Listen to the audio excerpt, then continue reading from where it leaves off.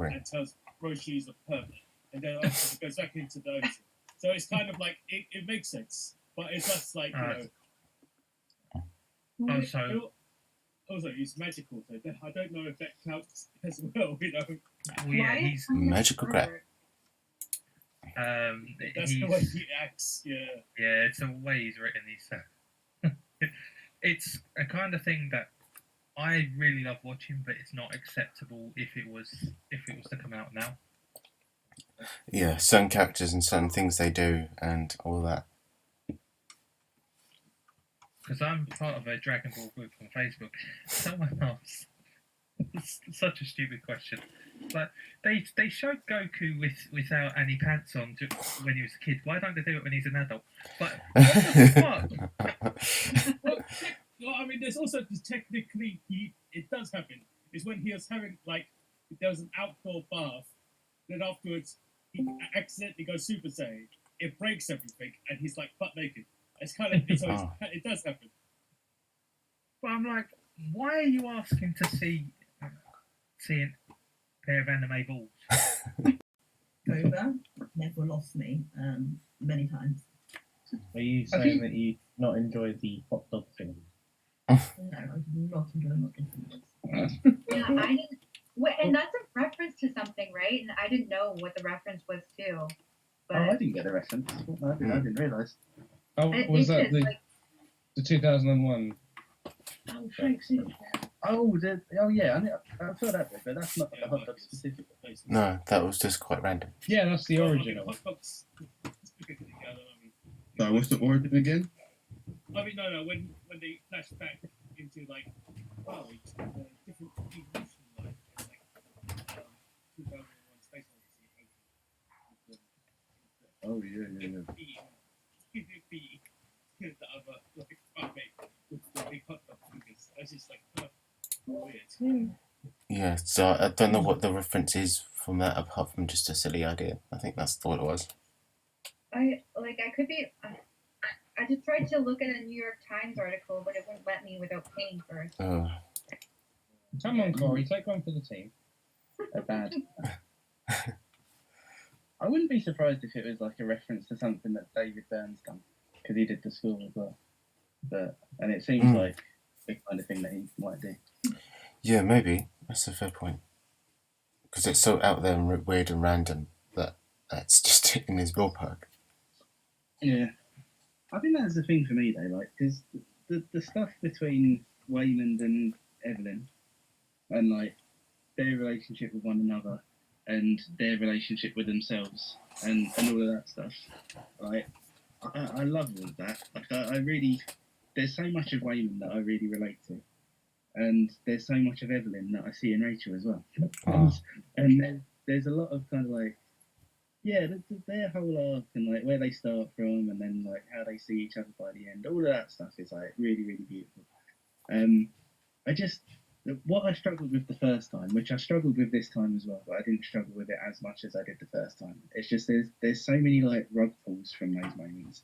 There's so many bits where I'm like, oh yeah, this is such a nice bit of character, and I really love how this is panning out, and the stuff with the daughter as well. I love all of that stuff, but it seems like every time you get to one of those emotional highs, it just pulls it away, and then you've got a Ratatouille reference, and I'm like, oh, you didn't have to do that. That's the bit that I struggle with. I think all of the character stuff is brilliant. I just wish there was less of the bang bang wallop stuff. Yeah, it did. That's what happened with me near the end. Because some of the silliness gave charm to me, in the earlier parts of the film. It was I enjoyed it. It was fun. It added fun, but not everything landed perfectly well with me. I didn't I knew what some parts were meant to be funny, and I'm like, that's not so funny to me. But later on, yeah, I know exactly what you mean. I wish they did lighten it up a little bit on the silliness for certain emotional impacts to really land fully. I agree near the end. Yeah. Yeah, I think it's because I really like some of it. Some of the multiverse stuff I think is really well done. The scene with the rocks I think is really cool. And And I think that whole thing is a really nice theme as well. Like the whole thing of like life being meaningless and you make your own meaning. I think that's really cool. And sort of like showing it through rocks is quite a nice idea. Yeah, all of that's really cool. I think where it kind of starts, it starts unraveling a bit for me is the hot dog because I'm kind of like, oh, I don't know, you could have, I don't know, like it's just a bit. I think it is kind of like the sort of the mass appeal side of it, I suppose, because me and Alec were talking about this yesterday, and like he was talking about the like you've kind of got the emotional stuff, and then you've got the sort of the bit that's sort of serving everyone having a good time. And yeah, I don't know. Like, I mean, I see why it works for people. I just it pulls me out of the emotional stuff a little bit. Yeah, I think it sometimes felt like the multiverse stuff was kind of because you have free reign in that kind of space that it was just like, let's just chuck everything that we can or would like to make it as wacky and weird or whatever or funny as it was. But I don't think it was fully necessary to do. And that's why I think sometimes you have free reign and introduce something like the multiverse. It kind of isn't always. I don't think I've seen somewhere where it feels like it's been done well, because people kind of go a bit too far, and then it takes away from actually the moments that you may resonate with or really speak to as an audience and so on as well. So, question: Jamie Lee Curtis, was she in the same Oscar category as Stephanie Hugh? I don't know if that's how you pronounce her surname, but I don't know. I'm just surprised that Jamie Lee. I think they were, but I was surprised that Jamie Lee Curtis won over. She was, and I can't believe she won the Oscar. Yeah, she I did. thought She was the same category, and Yeah, I'm.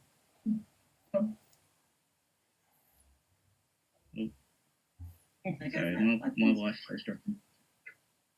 So I can't tell what's going on because my Wi-Fi keeps dropping. Oh, yeah. No, But yeah, no, she's the same.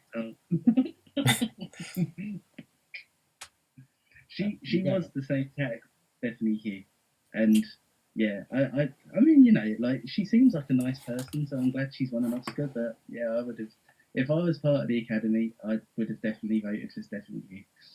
What did she do? She was the What do you mean? daughter. Yeah, Yeah. she's much better actress, I think, and kind of more pivotal as a supporting actress than Jamie Lee Curtis was.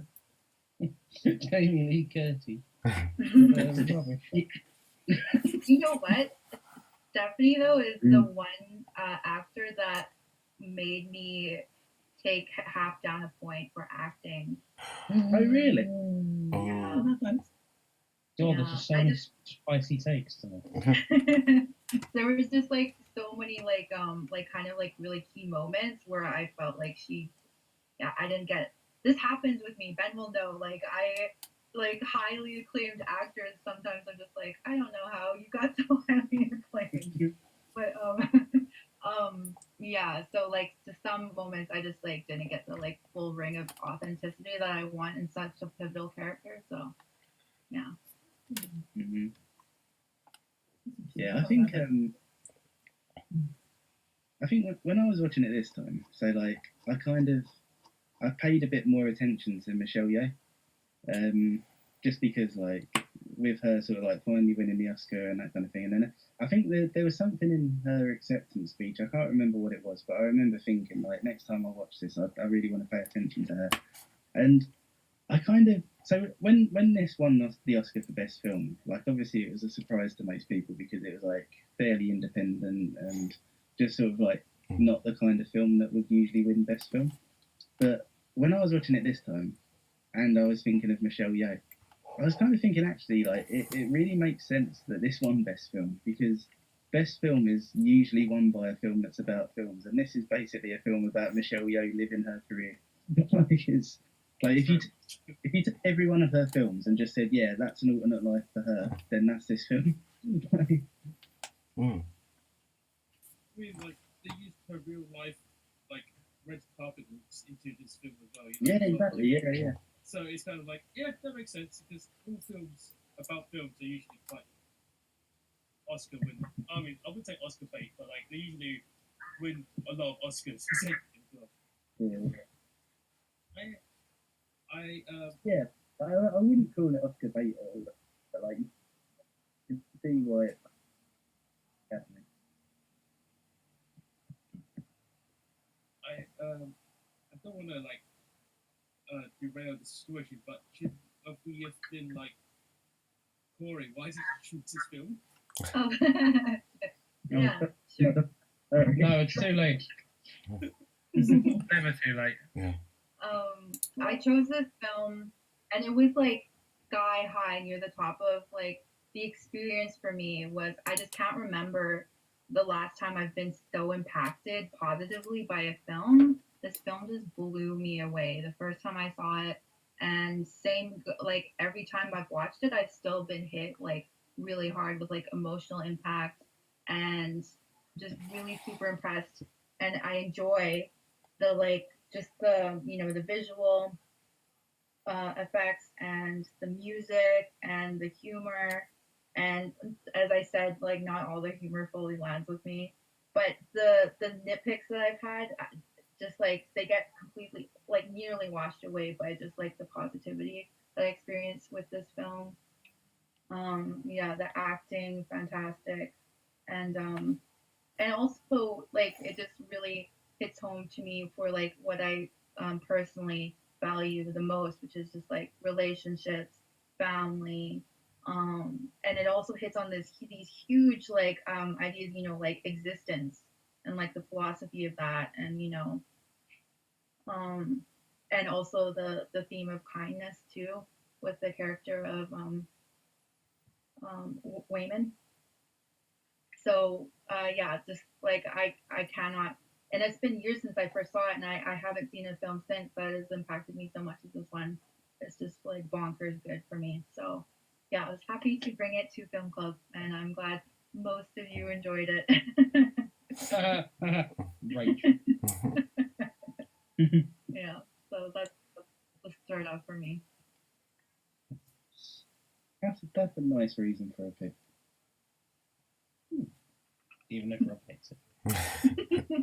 I really liked most of it. Yeah. There's bits I find distracting as well. Yeah, yeah. So like a 5 for enjoyment is quite good. Like I'm saying that I enjoyed. Like, Oh, I think you don't know it. No, it is. It is. Like, you can watch the That's fucking Emmanuel shit, speaking. shit, Who are you, just Emmanuel found Palmer? that it wasn't. Yeah, I would have enjoyed it more without so much focus on the multiverse. I think that the family dynamic side of it could have maybe held on its own without the multiverse stuff you needed. It's all about the bagel. I'd rather see it than blood in my urine. It would have been an entirely different movie without the multiverse. And so like I love family connections and relationships, and but yeah, the multiverse stuff added such a like really cool element with so many possibilities. Maybe I could see where it added also, sorry, I'm getting ahead of myself, but like the whole chaotic, fast paced nature of that, it did confuse me, but now I'm thinking it's kind of like meta. It's kind of like because the movie talks about like the chaos of existence, right? So maybe that's what they're going for. I don't know. It was a little bit too chaotic sometimes for me. Yeah, but I think it'll just Oh, I was gonna say, I know I'm biased, but we all know you're biased. That's okay. one thing that struck me about this film is, besides the thing I was saying to the group earlier about how just impressed I am every time I've seen it, and I'm just like blown away, and it's like, wow. This film, I don't know what it is, but like every single bit is something I love, and like it's like something I would have loved to exist, but would have never kind of really actually thought to bring it into existence. But it's like everything that happens was like, this is freaking awesome. I would love to be working on this. I would love to be one of the people saying, let's do this. Like all, and I think there's probably films for everyone. There's a film that kind of hits you in a way. It's just like, I get it. And it's like every bit of it's like something you would love to do kind of thing. And it's like, to you, it's that, it's not, no film's perfect. But it's like that almost perfect film in your head. You're just like, yes, this is the one. And in my head, it's like that. Don't get me wrong, it's not my absolute favorite film ever. Those films have, like, there's different places in your heart for them. Mine is still Inception, for very different reasons. But this is, yeah, I love this. And the chaoticness matches, I feel like it matches the energy in my head a lot. Like the number of stuff that's going on sometimes, even just trying to string a sentence together, it's like my brain is everywhere. What's the name of the film now? Everything. Everywhere, all at once. That's perfect.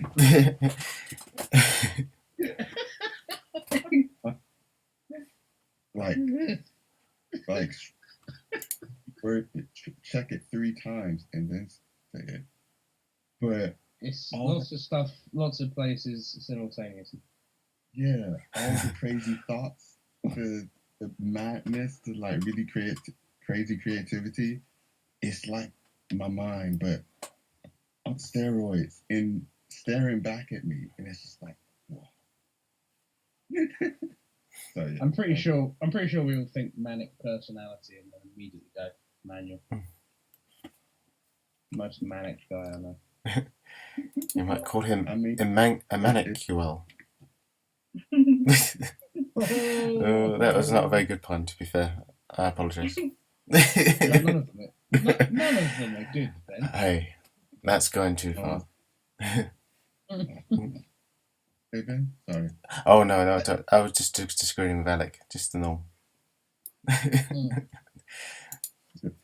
Rob is the calmest guy we know, and like someone said, or maybe Rob said to someone at some point, it's like, yeah, and I'm bubbling with anxiety under the surface in all these situations, and no one knows because he's just cool as a cucumber. So it's like, Ben, can you turn it off? Mm-hmm. No, like that.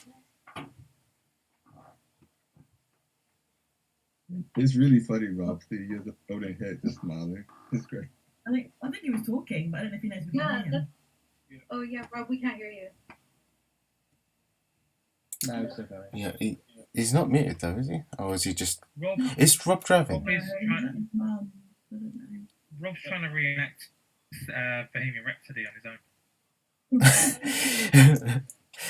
I'm just a poor man in a poor family. Now he's Oh, that's fucking rude. I'm on Nintendo Dex.